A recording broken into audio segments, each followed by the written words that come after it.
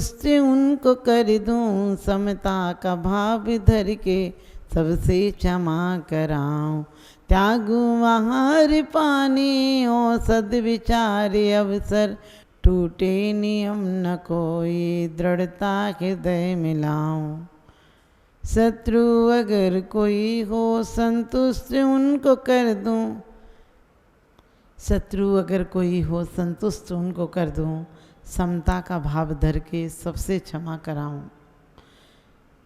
धर्मात्मा क्या सोचता है? शत्रु अगर कोई हो संतुष्ट उनको कर दूं। हम किस शत्रु को संतुष्ट करते हैं? हम उन शत्रुओं को संतुष्ट करते हैं जिनसे कोई गलती हो जाती है, हम कुछ कह देते हैं, लेकिन कहते हैं वास्तव में शत्रु कौन है? हमारी परिणतियाँ, हमारे विचार जो कि हम बुरी तरफ लगाते हैं, हमारी शक्ति है। चाहे हम शुभ में लगाएं चाहे अशुभ में लगाएं, हमारी स्वयं की शक्ति है। लोग कहते हैं हमें दूसरों ने क्रोध कराया, लेकिन नहीं, हमारे अंदर यदि शत्रुता नहीं होती तो दूसरे की बातें हमारे ऊपर असर नहीं करती।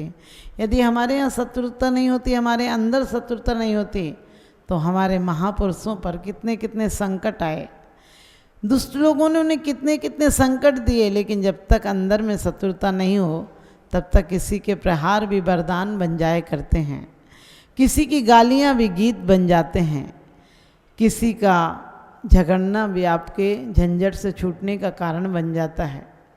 अनेकों दृष्टांत हमारे सामने ऐसे होते हैं कि परिस्थितियों कुछ मायना नहीं रखती हैं। मन स्थिति पर निर्भर करता है, हमारा मन कहाँ जा रहा है, हम क्या करते हैं, इस पर कोई बात नहीं, क्योंकि मजबूरी में कई काम करने पड़ जाते हैं, जिम्मेदारियों के लिए करने पड़ जाते हैं, सामाजिक धार्मिक लोगों के लिए कुछ काम करने पड़ जाते हैं। लेकिन हम किन भावों से करते हैं? हम छोड़ने को बहुत कुछ छोड़ देते हैं धर्म के नाम पर। हमने उधार धर्म को स्वीकार किया हुआ है। हम ये देखते हैं कि लोग हमारे बारे में क्या कहते हैं, इसलिए हम व्रत उपवास कर लेते हैं, किसी को दान देते हैं, किसी के पैर दबा देते हैं, किसी के घर पर पूछने चले जाते हैं। लेकिन अंदर में हमारे अंदर कैसी भावना है, उसके दुख को देखकर हम दुखी हुए या नहीं, ये बहुत देखने की बात है। यदि हमारा दिल किसी को देखकर मुस्कुराता है, किसी के दुखों को देखकर यदि मरहम का काम करता है, तो समझना तुम धर्मात्मा हो। यदि किसी को देखकर तुम्हारे अंदर करुणा आती है, तुम्हारा दिल तड़प उठता है, तुम्हें उसके पीछे ऐसे लगता है जैसे परिवार का व्यक्ति हो, अपना घर का व्यक्ति हो, अपना बच्चा हो, तो समझ लेना तुम धर्मात्मा की शुरुआत है। क्योंकि धर्मात्मा व्यक्ति कैसा होता है? दोष रहित गुण सहित सुधीजे, सम्यक दर्श सजे हैं, चारित मोह बस लीस न संयम, पैसुर नाथ जजे हैं। धर्मात्मा कैसा होता है? 8 अंग से सहित होता है और 25 दोषों से रहित होता है। लोग सोचते हैं कोई दोषों को याद करने की जरूरत है, नहीं। याद करने की और रटने मात्र से सम्यक दर्शन नहीं होगा। हमारे अंदर लौकिक में भी हम देखते हैं, किसी से शंका हो तो प्यार नहीं हो सकता है, किसी से शंका हो तो व्यापार नहीं हो सकता है। यदि हमारे जीवन में शंका हो तो हमारा व्यवहारिक जीवन नहीं चल सकता है।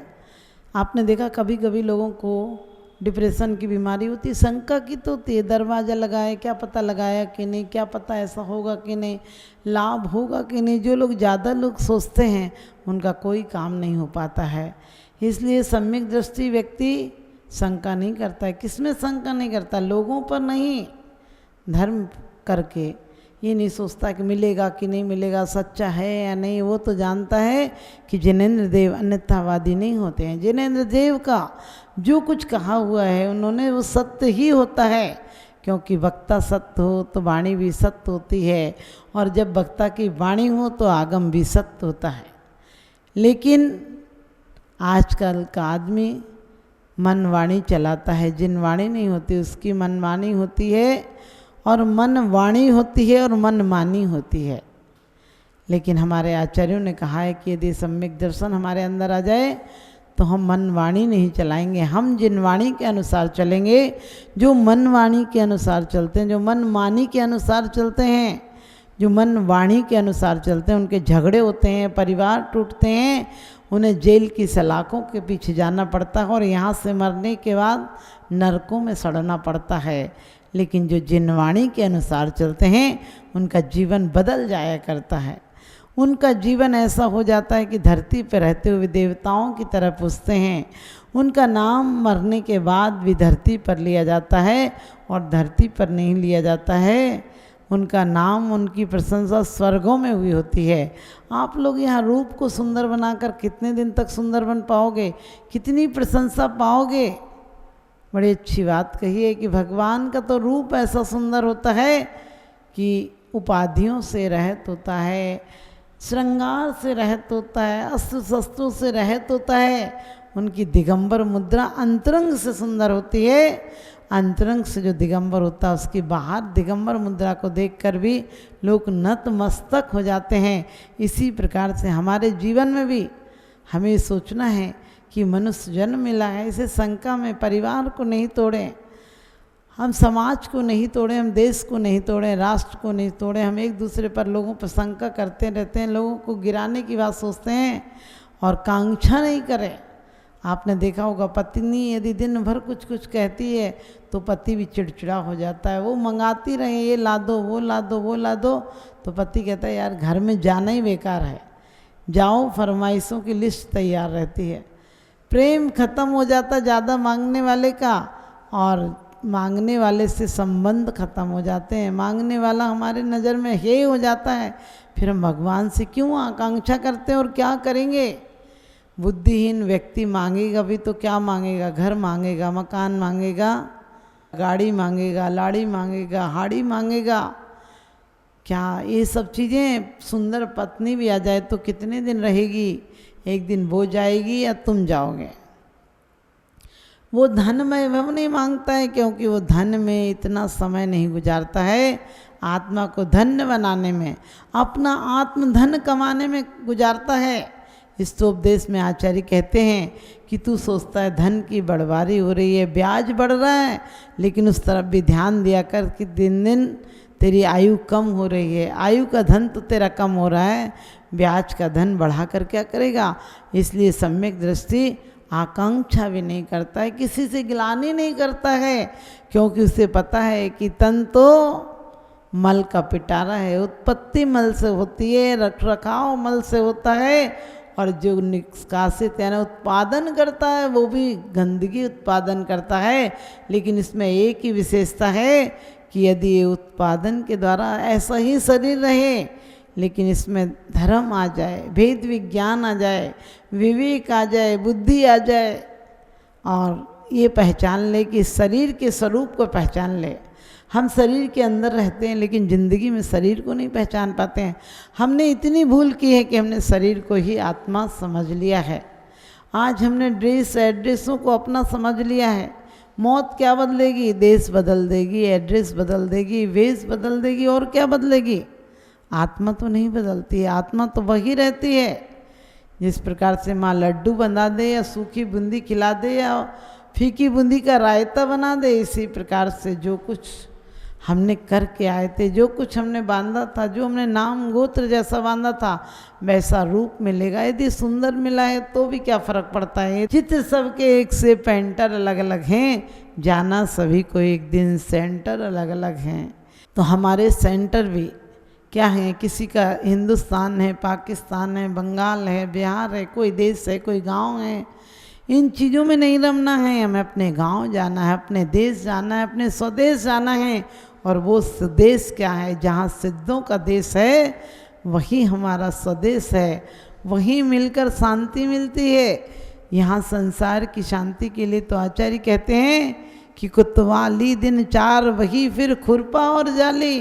तो स्वर्गों में भी पहुँच जाएगा, चक्रवर्ती भी हो जाएगा, सम्राट भी हो जाएगा, धर्मेंद्र, कुछ भी हो जाए, इंद्र हो जाए, हिमेंद्र हो जाए, लेकिन जब तक अपने आप को नहीं पा लेता तब तक सुखी नहीं हो पाएगा। और किसी से गिलानी क्या करना? इसका स्वभाव ऐसा है। ये सोचो कि झिल्ली हटेगी तो तुम्हारे अंदर भी वैसी ही फैक्ट्री है, लेकिन धर्मात्मा इस फैक्ट्री में से कचरा, गंदगी इकट्ठी नहीं करता है, वेस्टेज माल फेंक देता है, इससे समझौता कर लेता है कि जब तक तू मेरी साधना में साधक बनेगा तब तक तुझे भोजन और पानी मिलेगा, मैंने तुझे नौकर रखा है। कहते जो इंद्रियों का दास है वो दुनिया का दास, जिसकी इंद्रियां दास हैं वो ही दुनिया में खास। वास्तव में जो इंद्रियों का दास है ना दुनिया दास है। 90% लोग दुनिया के दास हैं, हर इंद्री का, और हर जाति हर मज़हब का व्यक्ति दास है। लेकिन एक गुरु ऐसे होते हैं जो हमारे बीतराग गुरु होते हैं, वो इंद्रियों के दास नहीं, इंद्रियां उनकी दास हैं। और वो तो शरीर से भी संबंध उतना ही बना कर रखते हैं।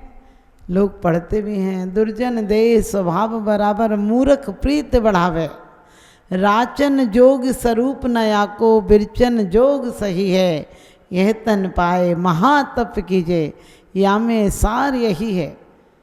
किसी ने ये नहीं लिखा है कि तुम्हारा धन सार है, तुम्हारी पत्नी सार है, तुम्हारे बच्चे सार हैं, तुम्हारा परिवार साथ है, तुम्हारी कोठरी सार है, बल्कि आचार्यों ने ये लिखा है कि यदि सार है तो क्या है। ये तो दुर्जन है, इसका सार क्या है, तो कह दिया आत्म उपलब्धि करना, इससे संयम का माल तैयार करना, इस गाड़ी में बैठकर स्वयं को मोक्ष तक ले जाना, इसका यही सार है और बाकी कोई सार नहीं है। वैसे तो केले के छिलके हैं, तुम जितना भी जीवन को सजा लेना, तुम कितने भी बढ़िया टॉनिक पी लेना, एक दिन बुढ़ापा आ ही जाएगा। बुढ़ापा झांक झांक के कहता है, एक ही इंद्रियां बगावत करती हैं, एक ही इंद्रियां खबर देती हैं कि हम तुम्हारा साथ छोड़ने वाले हैं।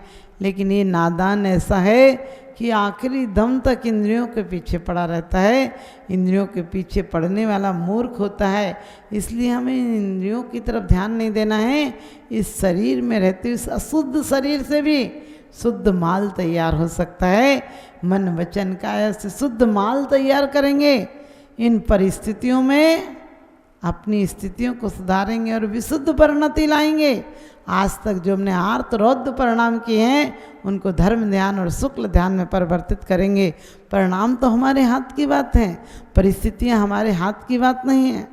लेकिन व्रत संयम धर्मानुराग हमारे प्रति, हम धर्मानुराग की प्रशंसा कर लेते हैं, उसका गुणगान कर लेते हैं, लेकिन हृदय से उसका बहुमान नहीं कर पाते हैं।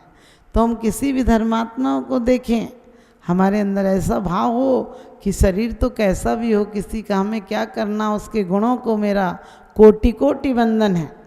अमूढ़ दृष्टि, कोई कहीं भी जाता है कुछ भी मानने लगता है। अरे मूढ़ हो तुम, मानने लगते हो।